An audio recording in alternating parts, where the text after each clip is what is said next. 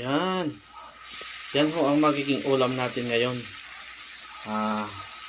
Bawasan natin ng konti yung apoy. Ang tawag yan. Ito yung ginisa lang po siya sa ano. Sa bawang. Nako, sarap nito. Alam mo ang kamats nito? Alam nyo kung ano? Fried rice ho.